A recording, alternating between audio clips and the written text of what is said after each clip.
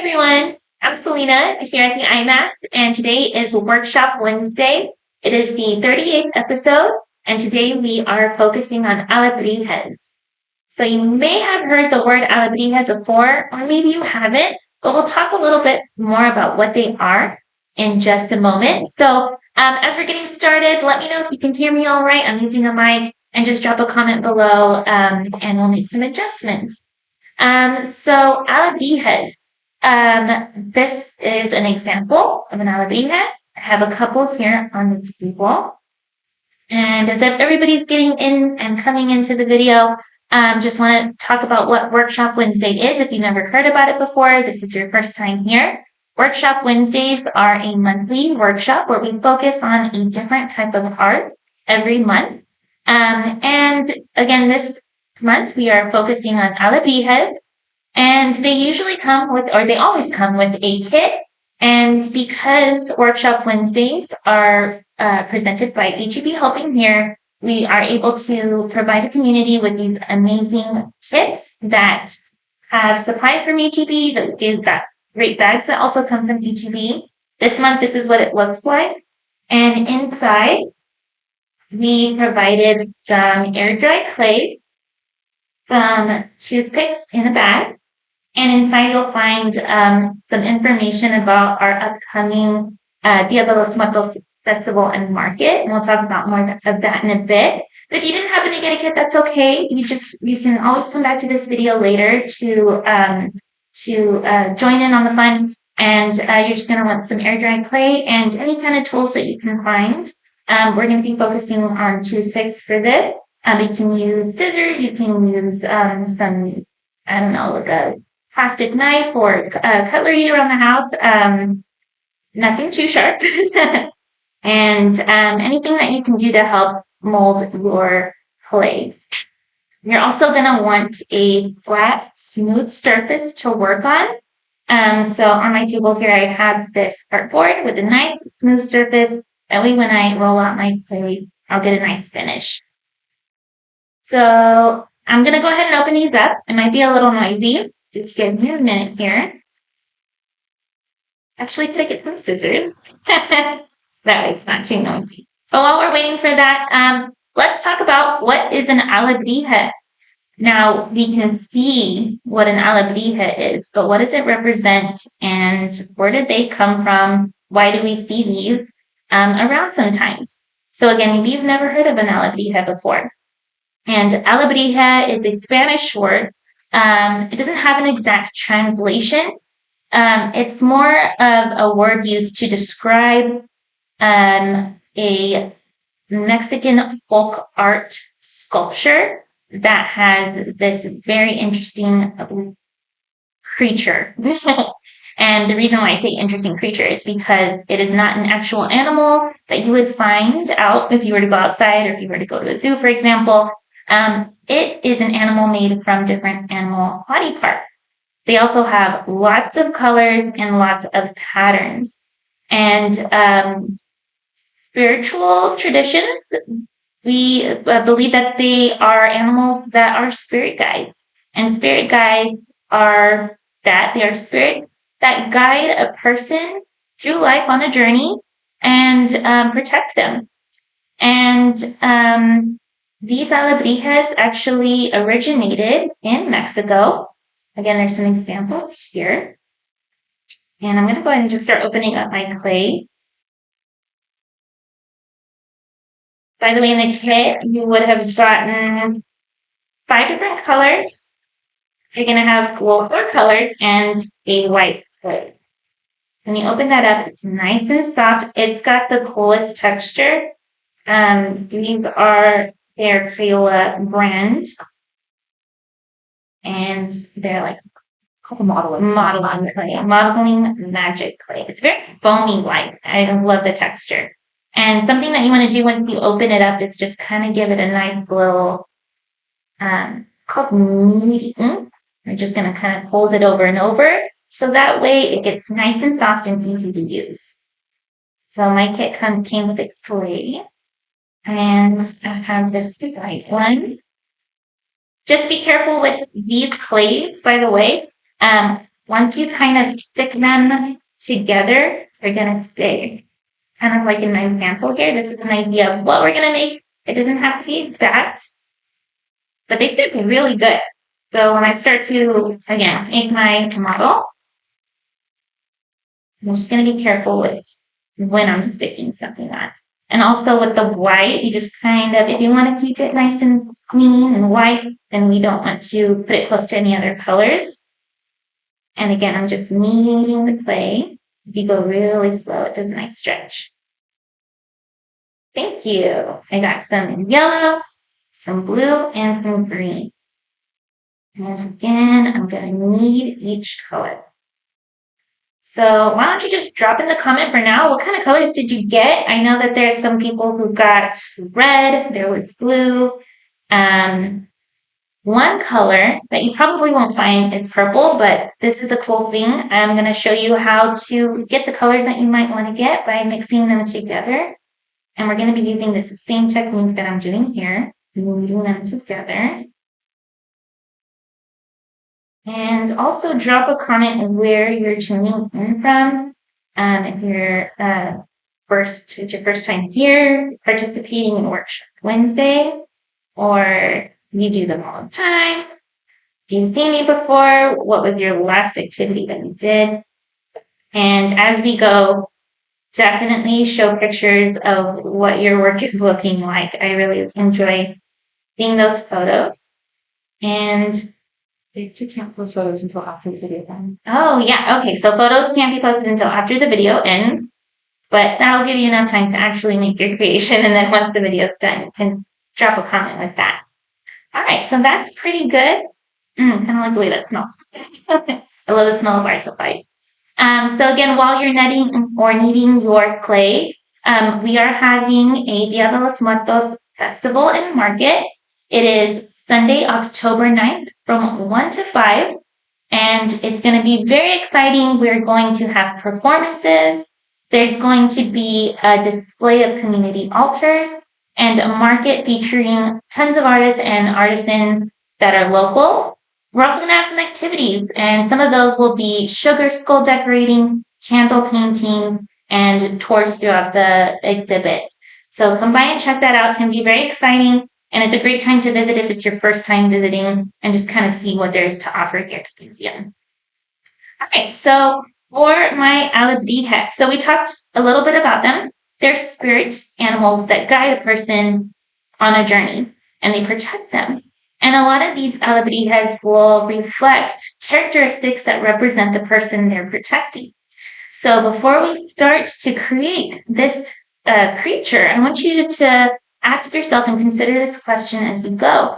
If you were to have an Alebrije that was your spirit guide, what would that Alebrije look like? Would it have the characteristics that you represent you? Or would it be characteristics that are the complete opposite? I find myself to be a very happy and bubbly person. So I probably would not see my Alebrije as maybe a lizard or something that shows characteristics of something rough, but maybe something playful. So again, this is the example I created before. It's kind of got this, I was going for aardvark with the bunny ears and a scorpion tail. Scorpion tail, I kind of wanted to represent a little bit of strength. But the face and the ears kind of come off as gentle. So that's my first creation. This time, I think I'm going to go with something like an owl with a lizard tail. And I think I'm going to go with bunny ears once again, because bunnies are really soft and they're innocent looking. And I think I kind of want to incorporate that into my Alebrije. We have the Garza family tuning in. Thank you for joining. I'm really excited. I hope you're participating. I hope you got a kit. And again, if not, you're always welcome to come back to this video. It'll also be in our YouTube channel and get some ideas on how to make an Alebrije. So again, I'm going to do an owl, a lizard tail, and those bunny ears. So I'm going to start with the body. And I just want to keep it pretty simple. just to give you an idea of what the clay is like. This is a ball of it when it's dry. It is pretty soft still, but it holds its shape. It's almost like foam, and there's air in there. So once I squish it, the air will come back and it'll give its shape back again. Just be careful with it because it does not dry hard like a rock. It's still soft. It kind of reminds me of stress ball material. And if we were to tear it, it does tear like this. So just be gentle with your aloe after it's dried. You probably want to let it dry for about a day before you continue to use it. But this is what it looks like when it's complete. It still holds its shape very nicely. We also have Aria and her mom joining us. And your mom, thank you for joining. How exciting. I can't wait to, again, I hope you drop a photo later after the video of what your alebrije turned out like, because I'm really looking forward to those. So I do like purple, but I did already use it here. So I'll probably include it, but I'm not going to use it for the body. So again, maybe there's some colors that you didn't get, but we can make them. So purple, I'm going to use this pink and blue because primary colors like red and blue will make purple. And pink is pretty close to red. So I'm going to take an equal amount. Blue actually might be pretty strong. So I'm going to start off with a small amount instead and just see what it looks like there. So again, I'm netting, which I'm just kind of moving around, and you'll start to see the color change. It's a very fun process. It's very satisfying. And that is really pretty. I like this color. So I think I'm going to use this maybe for, looks like enough for maybe ears, or maybe kind of want there to be a belly on my owl. So maybe I'll use it for the belly, or maybe even the eyes. Or you know what, maybe I might just really like that purple. Maybe I'll make a little bit more of it. I didn't use too much blue because the blue gets pretty strong. But now that I have an idea, I'm going to just set that aside so I know that's a color I want. And I like oranges.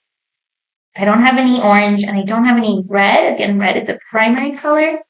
Primaries are yellow, blue, and red.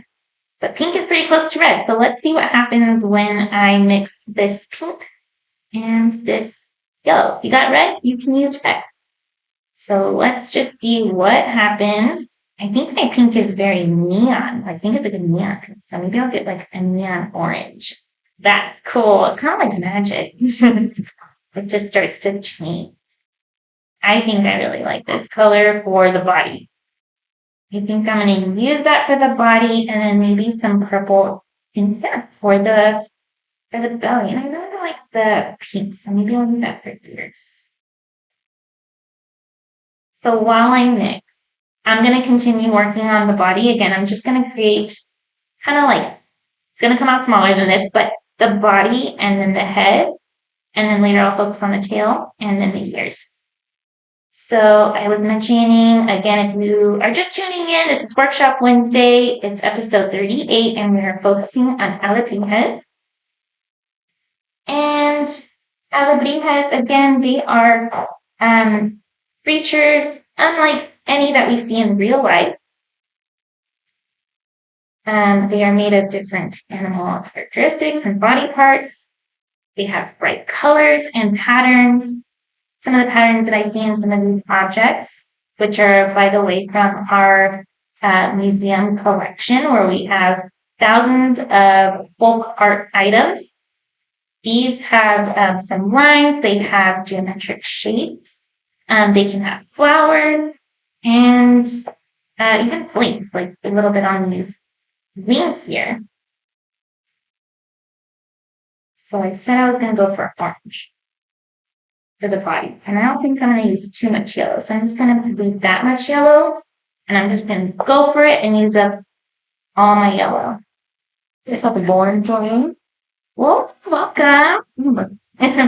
Lauren, did you also get a kit? And are you participating? Awesome. Like she got some good colors. Yeah. And her mom too, she's participating. Awesome. Oh, I'm so glad to see that. You know, families are out there participating and working on a project together to learn a new craft. It's a lot of fun. And it's also a way to just kind of, if you do celebrate Dia de los Muertos, this is a great way to start preparing for that. Alebrijes can be used as decoration for altars, but they can also be seen year-round. So this is the orange. It's a little bit more yellow, but you can see the difference from the original yellow that I'm going to use for the body and the head. So now that I mixed it all up, you can use, again, a smooth surface. And I'm going to create kind of like an oval shape, something like that. It's going to be pretty small, my Alebrije.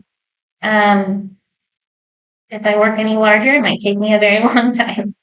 So when I draw, even when I make three-dimensional objects, I think of general shapes or common shapes like circles, ovals, or if I wanted to kind of get as much of a square as I could, I would start to see that in the shape that I'm trying to make. So when I think of the owl body, it's very oval. So that's kind of why I'm trying to get that shape. Kind of want it to be a little tall. And this is where I'm going to separate the head from the body. And I'm just going to do that by, this side is pretty wet. So move it there. I'm going to just gently squeeze to separate a little bit of the idea of where the head is. And I'm going to start shaping with my fingers the body and the head. Now, if you want, you can always just take a different color or take the same color, make a ball, stick it on. It's up to you. It just kind of depends on how you want it to appear. Do you want the body and the head to come together? Or do you want them to kind of stay separate? There's no wrong or right way. And I think this is good for me. This is my general shape. I got something like a little weird crevice there. So I'm just going to use my thumb or even my nail to kind of smooth those together. I'm probably going to be adding some detail later on. So maybe even for details, I can use to cover up any funny looking parts that I don't want to show. So there's my body. And doesn't look like much right now, but I'm pretty positive about how I want this to turn out. So after the body, I'm going to consider the belly and my owl. And again, shapes. I'm going to flatten this out. And maybe this might be too big, but let's test it out.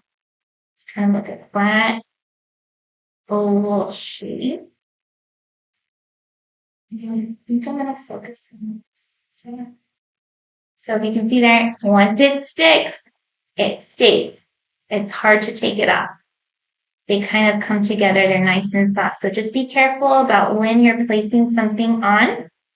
And this extra part, I'm just going to rip away. And then since it's the bottom, I'm just going to tuck that right under. And then it's my body, my head, and then this is the belly of my owl. Didn't look like an owl yet, probably not, but we'll get there. Then let's see, I wanted that lizard tail. I'm just going to leave that there for right now. And I think just to represent a little bit of that lizard quality, I do like this green, but I'm going to add a little bit of blue.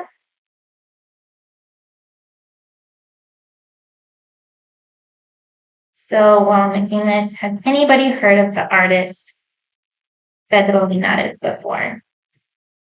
If you missed it earlier, I you know what, real quick before I go. It's so pretty. That it's marble-like. You can use that technique if you wanted to get a kind of pattern going on your Alebrije, maybe by not mixing the colors all together. That would be a cool technique. Oh, that side is nice too. So I think I'm going to use that actually. I like that. It's fun for my tail. So again, Pedro Linares it was a Mexican cartonero, which is a papier-mâché artist. And he lived in Mexico City. And he was pretty popular. And I don't know if I mentioned earlier, but artists, and I'm going to use some scissors just to kind of, just some objects that I can find around the house. I'm going to tool. Let's stick it in the back. Yeah, it's very sticky, so just be careful. I'm going to have it coming out like that. That's fun. Pretty cool. Thank you. Frida Kahlo and Diego Rivera actually collected his work. In fact, before he ever created the first Alebrijes. And unfortunately, there was a time when Pedro actually fell sick, he fell ill. He went into a coma, and he had some pretty bizarre dreams. Or hallucinations. And he dreamt of these creatures, these animals that were made of different body parts and bright colors and patterns. And he kept telling him the word Alebrije.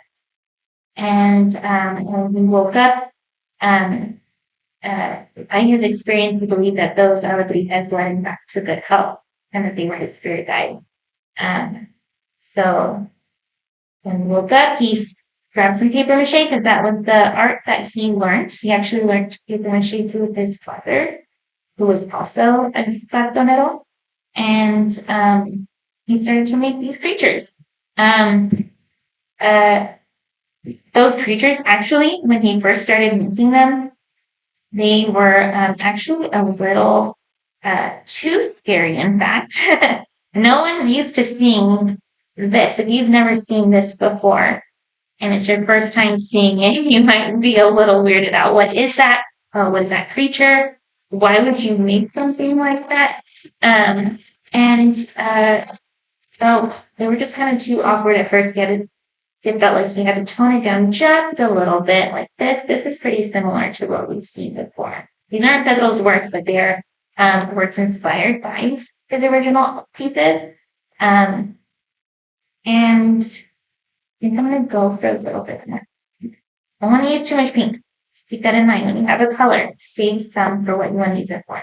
And I want this for my ears, but I also want to just put a little bit of this purple here. Reach out Sadie and Cindy joining every time. Cindy, welcome back. You all have been here before, and I hope you are participating. I hope you have your clay ready. Did they just join in? Or they've been here minutes ago. All right, welcome. Right now I'm netting my clay. This really helps with getting the clay to work with you and not be so hard and easy to shape. I want to make a new color. I think this is fine. I want some wings for the side. You know what? I wanted to make orange. Didn't I make orange? I think you used it for the body. Oh, yeah, I used it for the body. Hello, it's right there. It's a little too yellow. But what I'm going to do is just going to go a bit more pastel. I'm trying to make the wings on the side of the body. Yeah. Again, wings, they can move in that shape of the twins. So while you're considering and right now we're kind of focusing on the body, but when you start to consider the details and how you're going to design or decorate, keep in mind that, there's lines you can do, there's dots, there's flowers you can also add on, or you can even use your toothpick later and add any of those designs as well. You can press it into the clay. So here is where I'm going to go ahead and begin to create my wing. And when I think of owl wings, I think of this. We have Angelica saying hi. She's joining in between classes. Angelica is a staff member here, actually. Mm-hmm. She's not here today, but she's joining us through the live video. And then it's usually 2 or more, right, of animals that are included? Yes. So I was actually just going to talk about that because this tradition of these alebrijes that Pedro created, they have actually continued on generationally through his family. Like I said, Pedro's father was a cartonero or a papier-mâché artist, and his sons actually picked up the trade as well and continue this tradition still in Mexico City to this day. And again, every time a generation goes by, the family adds something or characteristic to them.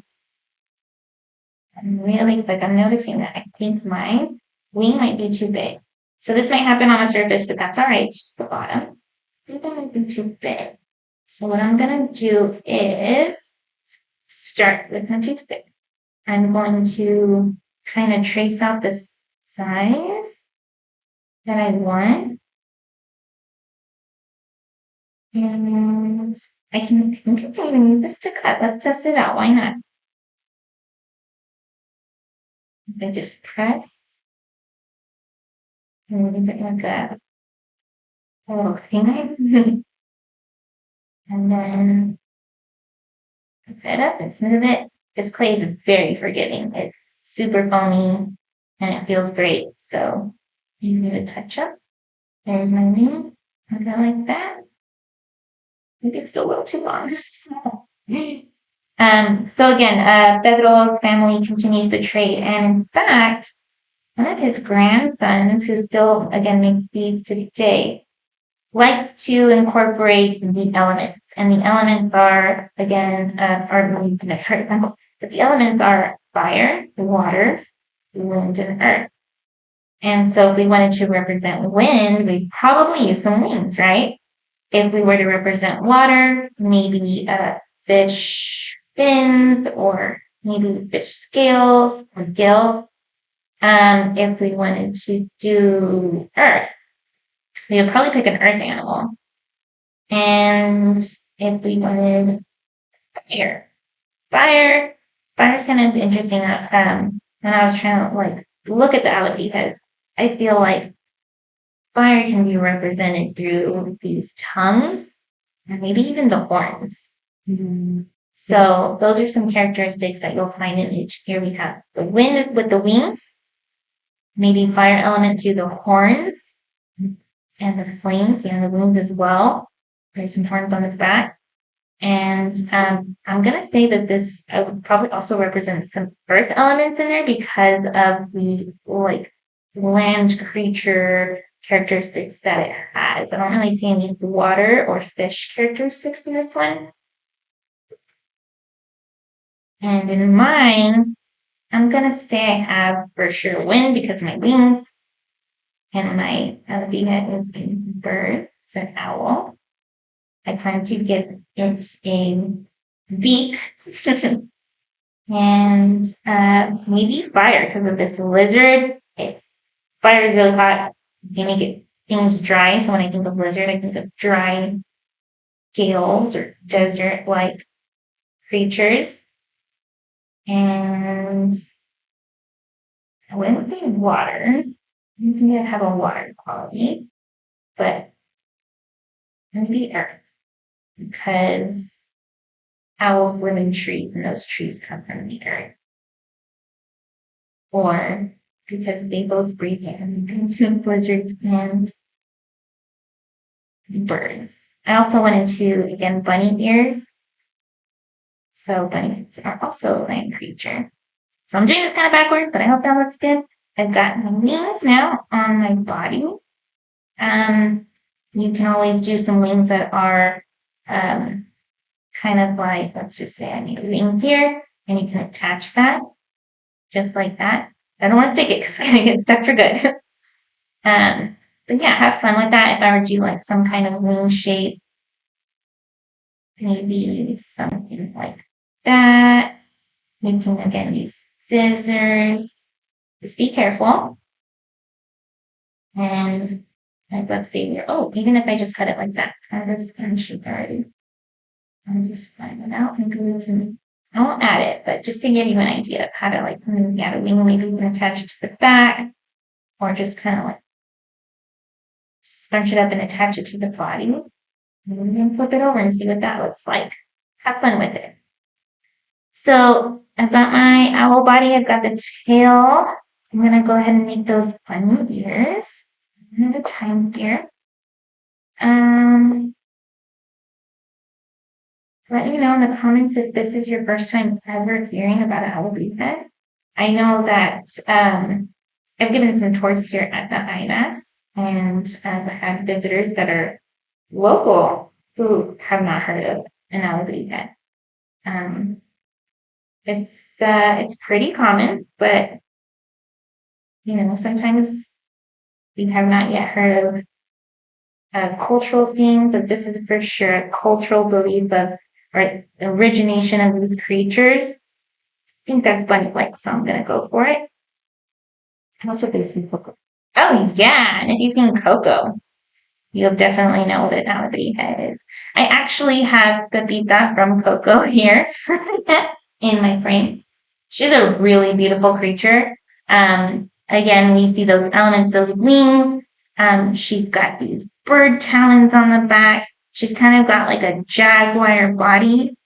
And interestingly, she's got these horns, but they're like ram horns and not really like mischievous horns. They're more like make me think of strength, especially the muscles in her body. And then she's also got this lizard tail.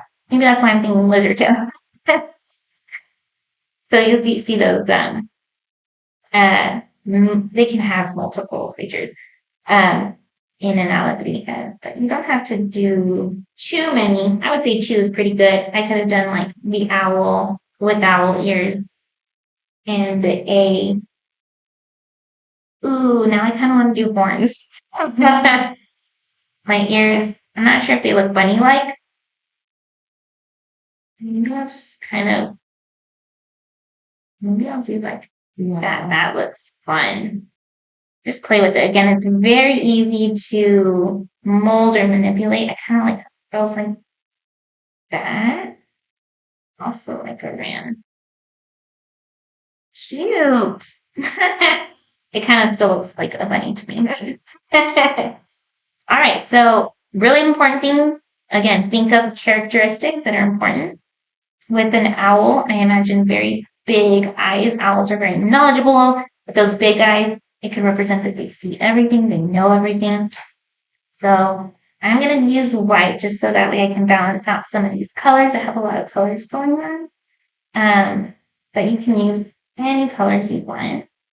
I'm just breaking my clay down half by half by half until I get the size I want. I think that, because I want to squish them. I think that might be too big. So let's cut them half again. Let me know how it's going and if you have any questions so far. I just have to do the eyes, the beak, and maybe some little details, and then we'll be done. So if you have any questions, oh yeah. So giveaway, again, if you've been here before, you probably know. We do a giveaway every month with the Workshop Wednesdays. And this one is really cool. We are giving away a bundle from HEB full of Dia de los Muertos themed decorations. It is really cool. It's got this big framed piece with a flaming heart. There's a nice little cozy, not really a big blanket, but with a throw. There we go. It's got a nice cozy throw. It's got like a nice little pattern. There's a candle. There's a sugar skull. There's some plates and bowls. There's some really cool stuff. So just all you have to do is drop a comment after the video, either a photo or just let us know how you enjoyed this workshop, and you would be entered into the giveaway. And let us know and let us know what other workshops you want to see in the future. This Workshop Wednesday season ends next month. Next month, we are doing pumpkin pop art, and that's going to be really fun. It's going to do some work inspired by another artist, and we'll learn more about that on that day. Registration for that is open already? If not, open tomorrow for sure. And okay, I think I'm going to include some blue here. I need some more different colors. Blue complements orange pretty well. And I'm going to do a mix again. Could have sworn oh yeah, it was the tail. I keep losing my colors and what I'm doing. I think I'm going to keep that marble effect and incorporate that somehow. Maybe not mix it all the way, just so it can kind of match. So again, next month, pumpkin pop art. And then we hope to do more of these in the future. So a lot of feedback is great. Drop those comments, show the photos. And we'll hopefully see you in that next one. So I think this is where I'm going to start adding some details. So I think we're going to add some flowers. Those horns are a little menacing. You want to try to balance that out by adding something nice like a flower. So I think I'm going to make a little flower here on the belly. So I think of some complementary color. I think that 3 minutes. I'm going to like it. Go. Oh, drop a comment to tell me what you think your Alebrije is going to look like. Even though I can't see a photo of it right now, you can tell me what kind of qualities it has, or also have a lizard tail or cat. Oh, funny thing I just learned. There's a book that was made after Coco already came out. There was a literary version of it, and Pepita, the big giant cat that we just saw, she actually came from a house cat. It was just a common house cat, and then when she became this Alebrije, she got pretty buff. She got all these muscles now, and these beautiful wings and beautiful colors. So I think I'm going to use this for the center of my flower. And We have more people joining in. Marnie and then some Dia. Awesome. Welcome. Come on in. We are working on Alebrijes. So far, we've learned a lot about where they originated from, and what they really sound like. And now I'm netting some clay, mixing some colors together. I'm going to go a little bit more pink because I want to do a deep, but I just want to keep it a little the orange tone, but different from the body. Maybe I would just create a different color. So as you see, I keep mixing and I kind of place it before, but not exactly on my continued work right now. But that's fun. You can even use this for dots. Let's use this for dots. This can be kind of time consuming depending on how many details you want to add. But if you want to do dots, you're just going to roll in these tiny pieces. You can even prepare several beforehand, and then you can slowly start adding them on. But I think I'm gonna add them to the wings. And there it's stuck to my tail. Oh, there we go. Ooh, maybe we can use this toothpick. Hold it in place. Pop that on. Just it over there. That's a cool idea. Hope that comes in handy. And that kind of thing. So I also learned that there's this really big festival. I don't know if anyone out there has been to Mexico City before. Again, Mexico City is where Beto Linares is from. And it's also where he created the Alebrijes. You'll probably also see these around Oaxaca. They're pretty popular there too. Oaxaca's actually a little bit more south from Mexico City. But there, you're going to find that the Alebrijes have been continued by different artists, but with different materials. So you'll see a lot of wood. Alebrijes, I know about that. Yeah, like this one right here. It's pretty hard. I don't know if you can hear that. This one definitely feels and looks smooth like wood. But when I look at this one has a very different weight to it, and the surface is a little more jagged and rough, which makes me believe that even it sounds like it. This is paper mache. So you can kind of see maybe this paper mache. This is uh, the traditional style of Alebrijes, and this wooden one is a more modern version. And then mine is made of foamy clay, so this is an even more modern version than my version.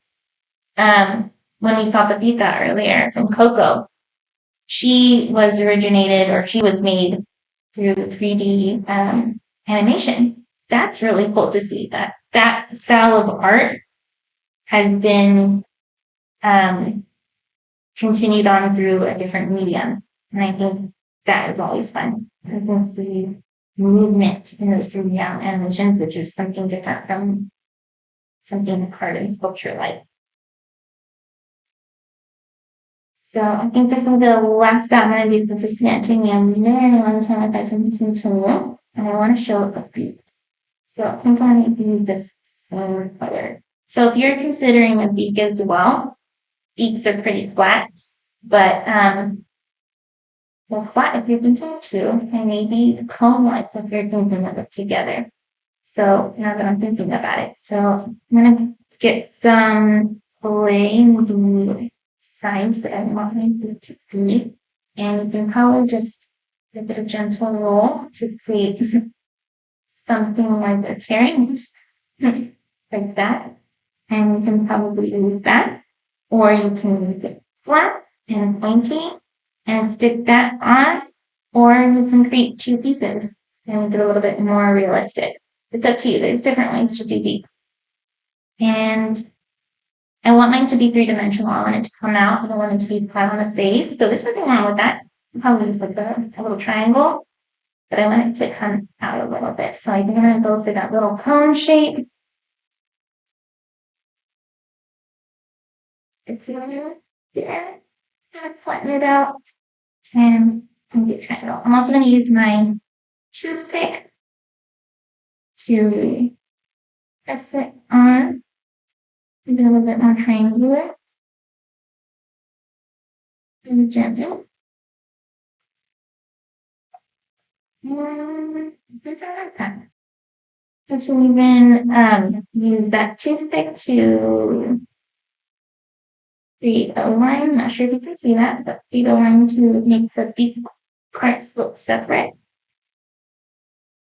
Now that I'm looking at this, it doesn't look like an owl. Or maybe it did. It's someone else. But he looks more like a chicken. It does look like a chick color. I didn't even consider that ahead of time. Chickens are last. Yeah, chickens are white. So this is what my creature's looking like so far. I actually really love it. I did not see it turning out this way. But I love when this happens. It just kind of like it gets made on its own. It is. I'm gonna believe that this Alabama is guiding me to create it. I'm gonna want these eyes to be a little bright. So I think I'm gonna use this marbly effect that I have. I can kind of see it still to create the eyes. I don't want to mix it too much because I want the marble to show. That's cute. It looks a little less scary now that we see that eye. Oh, that's so adorable. I mean, at least from here, I don't know what it looks like. No, it's pretty adorable. Fit. And for that flower, I've got the middle of my flower here. I'm gonna make those petals. Kind of the same idea for what I did with the beak. I'm going to the oval shape. I'm just going that. You can see that. One side is already pointy, and I'm actually going to use that to help make my petal. Just push it a little bit. I got this shape. Use more toothpick and attach. Go like that. So you can hold that again. A little roll, a little pinch, and then a squish. A little bit the petal very delicately. And there we go. And that's what it looks like so far. Again, if you're tuning in, if you're still with me from the beginning, thank you so much for sticking around. I hope you're getting some good tips out of this. Or maybe you're still a little lost or confused about how to do something or to mix the color. You can drop a comment, let me know, and I'm happy to help. That is always the benefit of a live video. And there we go, my petal and done. Isn't that too fit? That is so cute. I love it so much. Now let's see what else have I learned. So we said that this is something I actually learned. I know cartonero is a Mexican or Spanish, like a more deeper Mexico Spanish term for a paper mache artist. But I learned that cartoneria is the word used for paper mache, the art of paper mache. Oops, there goes my phone. Sorry, let's start over. Um, Cartoneria. There we go. Maybe you've heard of that word before. Or maybe I think locally here. I just hear people say, papel mache. Oh, it's gonna be a papel. Oh yeah. Mm-hmm. Is that one of our educators here, Ronnie, she's gonna be doing a homeschool workshop coming up. That one is next October. Yeah, next month already. Maybe if you're homeschool and you want to look for something to learn about and go a little bit more deeper in detail, in a live class with one of our educators, we are going to be learning about Gattomedia and Alebrijes. So I might not be able to do my whole flower. Sorry, I think my hair might be in the mic. But that's what I have so far. So well, let me kind of go over what I've done so far. I was going for an owl, but it kind of turned into a chicken, and I like it. So I have this bright yellow body, which I used by mixing two different colors, some pink and yellow. I've got the beak going on. I was going for bunny ears, but you know what? We turned that into some little more. And then I have my owl or bird like leaves with some dots. Got flower on the belly, cute little eyes, look like little eggs, like green eggs, and a lizard tail. Something we can always to it to its more concealed inside. I can get that surface when you are working. I would definitely recommend leaving your alligator on the surface until it's fully dry. It will be a lot easier to take off once it's done. So just to try this, and you can see the back. Some lizard like qualities. I'm going to create this triangular shape. Again, if you have some scissors, everybody got a pair of scissors, or even like the knife. Again, you can use that toothpick to cut. I'm gonna make this triangular shape, and I want more 3D elements sticking out. So I'm going to add that to the tail. That is so cool. Another way to make this would be to do a cone-like shape. If you want it to be not so flat, you can add that to the cone as again. And we don't even do a pattern with that. So I like them both, and I can't decide which one I like more. we're almost about done here. So again, drop in any comments if you have any questions or if you need some help with anything. Again, we are using air dry modeling clay. This one that we're using specifically is pretty foamy and very forgiving, I will say, to work with. So I think it's kind of easier to kind of give it shape, I would say. Making my shape is a lot nicer. It's been working with a very hard clay. It kind of just helps you, especially if you're stretching it out. I hope I learned a lot there with where Alebrijes originated. Wasn't really that long ago. 1930s. Not even yet 100 years have gone by, so there's still that's still pretty new. And they are still continuing today through different parts of the world. And you'll see these on different types of decorations, especially around Dia de los Muertos, or Day of the Dead, which is coming up soon. So this little alebrije that you're making will be a character for your altar, or just something to keep around, your little spirit guide. All right, I think that's about it. Again, this is what it's going to look like once it's dry. It's nice, got a nice arch shape, but it can still get squished. We don't really press. But it can eventually bring back its shape. This was a ball before, but I pressed it and squished it so much that it's kind of staying like that. And again, it's easy to kind of break apart. So just be very careful if you're out of being I made this one about a month ago, and he's still doing pretty good. By the way, another thing you can use for your toothpicks, maybe this is a good time to say it, because if you might be trying to figure out how to put on that wing and it's not sticking, use those toothpicks as a tool to attach. So my wing's pretty thin, but I'm going to try to put that in like a popsicle. And then I'm not going to squish my guy in here. Or you know what? Why not? Let's just see what it looks like. I'm going to gently press this in and it'll hold. We can have double wings. I think I can still remove this.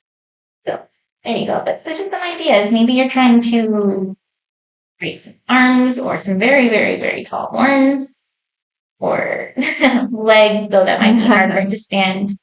But use those toothpicks, again, for carving or to help kind of put those body parts together. I hope that was a very helpful tip. All right, so that's it for today. Again, this was Workshop Wednesday. Thank you so much, HEB Helping Here, for making this workshop possible. Don't forget to come out to our Dia de los Muertos Festival and Market. We're going to have a lot out there for everyone. There's going to be all kinds of activities, performances, altars to look at that are made by community members. And we're going to have that market that's full of booths with different artists and artisans that are local. And again, this event right here was also presented by HEB Helping Here with the help of Humanities Texas. So thank you so much. We hope to see you next month. Again, next month is Pumpkin Pop Art.